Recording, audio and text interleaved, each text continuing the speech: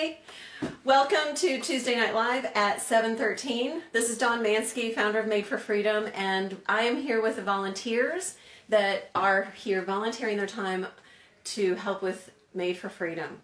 And I'm going to turn this around so that you can meet some of the people. I hope that you enjoy our evening. Tonight we are going to be looking at some new product that we have gotten in.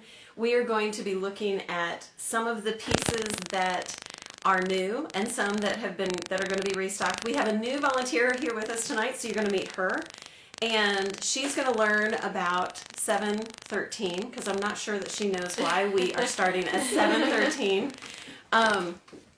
And we're going to start a 5-part series on what are the 5 key components of exploitation. So I hope that you enjoyed this evening. And again, if you're just now joining us, I am Dawn Mansky with Made for Freedom, and this is Tuesday Night Live at 7:13. Hi! You've met me already 3 times. And? I'm Sherry, and I just help with whatever. So tonight we'll probably be inventorying all this stuff. And this is one of our new pieces. Tell me about that. I don't know it. She only had 2 of them. She sold 1, and then she was like, "Where's the other one?" Well, her photographer had it. So. Okay, cool. Hi everyone, I'm new. I'm Melissa. I'm here to help with whatever we need help with, including some sales analytics and ROI analysis, so more of the bookkeeping things.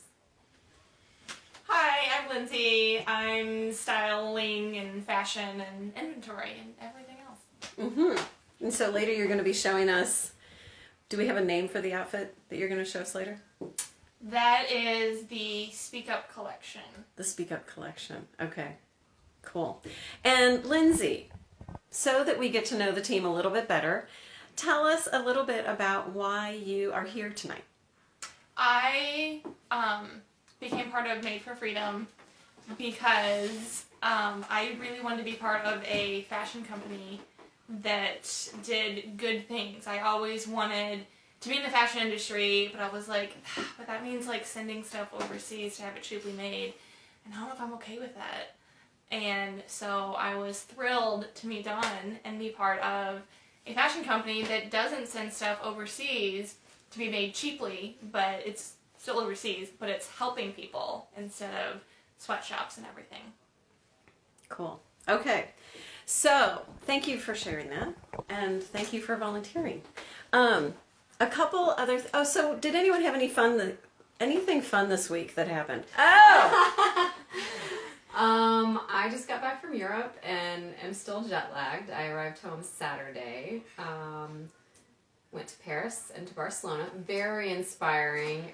Barcelona, especially from an arts and culture perspective, and Paris from a food and everything beautiful in the world perspective. It was Fashion Week in Paris as well. I did not participate in a lot of those things, but my friends that were there were doing that. So they were running around chasing Kim Kardashian celebrities, trying to take their photos and stuff before she got robbed, of course. So it was a very entertaining week. But I'm glad to be back and looking forward to doing what we need to do for our upcoming events. And if you start yawning, I'm sorry, yeah, it's the jet lag. No worries, no worries. Okay, so if you would like to show us what Sally is sporting today. Yes. And in case you have just joined, again, this is Dawn Mansky, founder of Made for Freedom. And Lindsay is going to be showing us some of her styling tips with some of the product that we have. The product she's showing us tonight is from a center in Kunming, China. And this particular center works with ladies coming out of a red light district that they learn how to make the jewelry, but they also learn about business, they learn about marketing, they learn about all of the different aspects of the business. And what is the focus of this jewelry in here?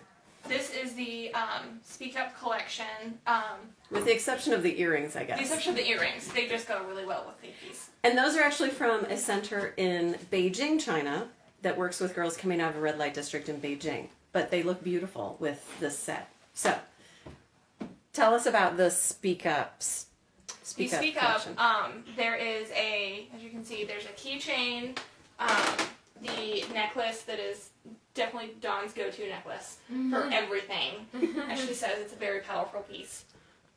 And then there's the bracelet that's actually my go-to bracelet for everything. But I just love the style of it. But the Speak Up says, speak up for those who cannot speak up for themselves, for the rights of all who are destitute. Speak up and judge fairly. Defend the rights of the poor and the needy.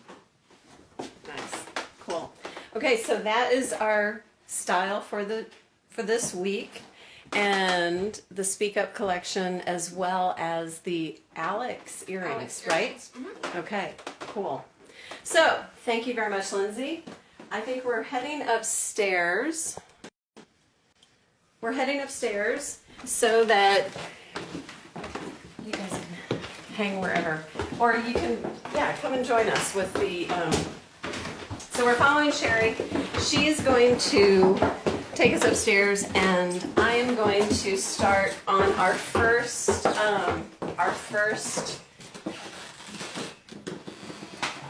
key component of exploitation. So, I'm turning it around. There you go. Does that We're work? going to have to scoot in closer. Or you come over here. Here we go. Okay, so of 5 key components of exploitation, we're going to start this week with vulnerabilities. And vulnerabilities, would you get the sticky notes I left in that room downstairs, please? Thank you. So one thing that I talk about with Made for Freedom and exploitation is the fact that there are 5 key components. So the first one is vulnerabilities. And that's what we have on the wall here. And I have some sticky notes that are going to come up, and I can put those up. But when you're talking about vulnerabilities, there are all sorts of things that lead to people being vulnerable. Thank you. And one of them, one that we think of often, that we see more often than others, is maybe extreme poverty. So extreme poverty so often leads to women being vulnerable to exploitation. When you can't support yourself, when you have no ability to stand on your own 2 feet financially, that makes women vulnerable, and people can come in and take advantage of that. Another thing that is something that really drives exploitation is the lack of support from friends and family. So sometimes when you're thinking about the United States and girls that are vulnerable in the United States, extreme poverty is here, but nothing like some other countries. So extreme poverty looks very different in different countries, and that is still something that leads to vulnerability. But lack of support from friends and family is another one that's huge. And another one that partners with that is devaluation of the girl child. And today, I don't know if you realize this, but today is International Day of the Girl Child, which is interesting because that's language that we talk about all the time. We talk about devaluation and the fact that that leads to vulnerability. So if you're looking at countries like India and China, those 2 countries abort, abandon, and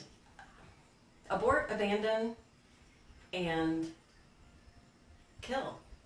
Yes, abort, abandon, and kill more baby girls each year than are born in the United States, because there is no value for a girl child. So it's changing in China, but India, it's still pretty severe, and the families want sons. So if you're born as a girl in those countries, your chances of being exploited and your chances of being vulnerable are incredibly high. In the United States, a lot of times what happens is something that happens to every girl reaching puberty, and that is insecurity.